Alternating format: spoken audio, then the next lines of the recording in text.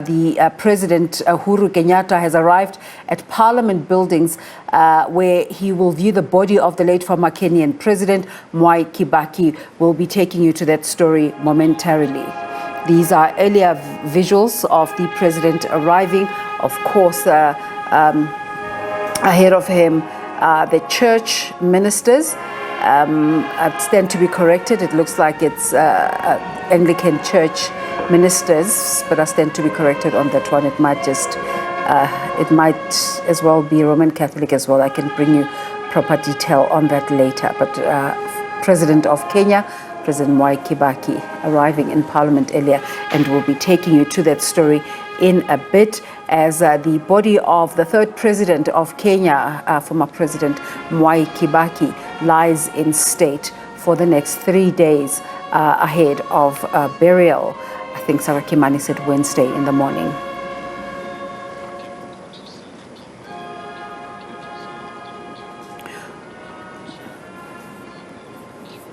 And speaking of that story, Sarah Kimani joins us now. Sarah, a very good morning to you.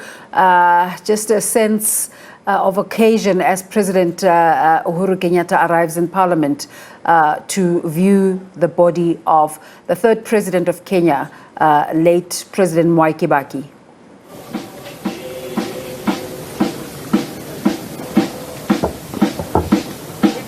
Indeed, he arrived here at exactly 10 a.m. Military precision clearly being displayed here. This is a full military function, and we have been able to see that President Kenyatta arrived here at exactly 10 in the morning. He was met by his deputy as well as leaders of Parliament here, the Speaker of Parliament, and he is now inside Parliament where he will be able to privately view the body of Mwai Kibaki, his predecessor. He is accompanied by his wife as well as the family, the children of the late President Mwai Kibaki. Only after they have viewed President Mwai Kibaki's body will members of the public now be able to view the body. And just give us a sense, Sarah, since Friday, just in terms of the Kenyan public and their reactions to the passing of the third president.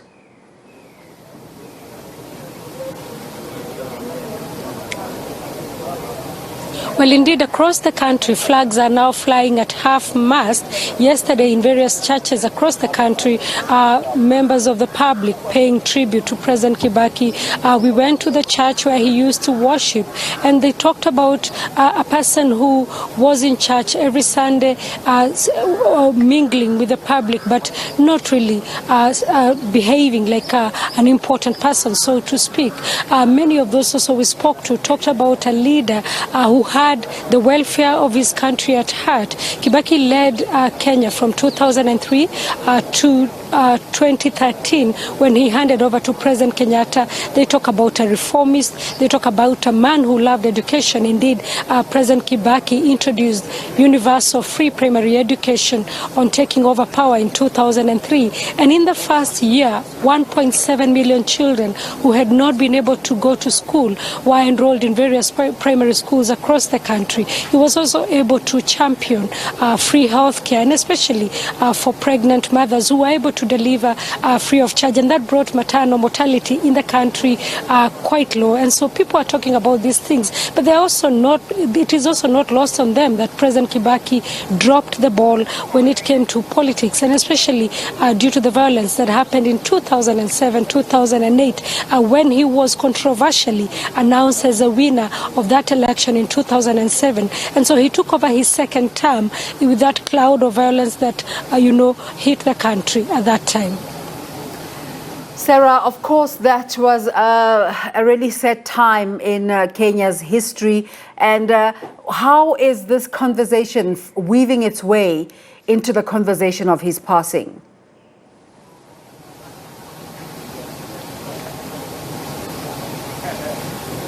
Well, people are actually almost excusing him because, you know, what they say that you don't say anything bad about dead people. But when you read the media has actually, you know, said he did well, but this blighted his career and blighted his legacy, which would have been almost stainless. But they're also now using that as an example to say Kenya is going to elections in August this year, that they hope that the election will be free and fair, and that the person who wins the election will actually be named the winner, and the person who loses the election will actually accept defeat so that the country can move forward. Because every 5 years, probably apart from 2002, there has been political violence in the country. Every 5 years when election is held in the country, Kenyans are always worried whether they will wake up to a country or they will wake up to political violence. So they're really talking about that and saying they hope that this time the country will stand on its own 2 feet and go through an election without any chaos.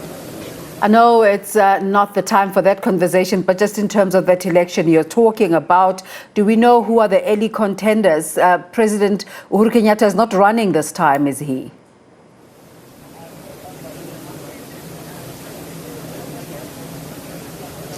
No, President Kenyatta will be retiring. His deputy and former William Ruto and former Prime Minister Raila Odinga, who indeed was one of the protagonists in that contested election in 2007 against President Mwai Kibaki, will actually be contesting this time. So the two are the front runners. Of course, the country again finding itself in tense moments, wondering how it will go, especially because President Kenyatta has already thrown his weight behind former Prime Minister Raila Odinga, while many would have expected that he will support his deputy William Ruto to be his obvious successor. So of course a lot of talk on how will it end and how will the country shape up after that election.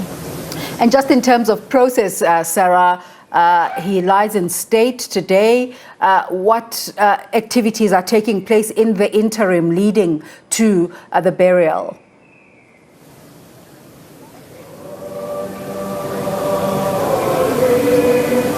Yes, indeed. He lies in state today, tomorrow, and on Wednesday. In the meantime, preparations are ongoing at a stadium just a few kilometers away from here, the Nyayo National Stadium, where on Friday we will have a public funeral service where foreign dignitaries are expected to attend. And then on Saturday, he will be buried at his home in Othaya.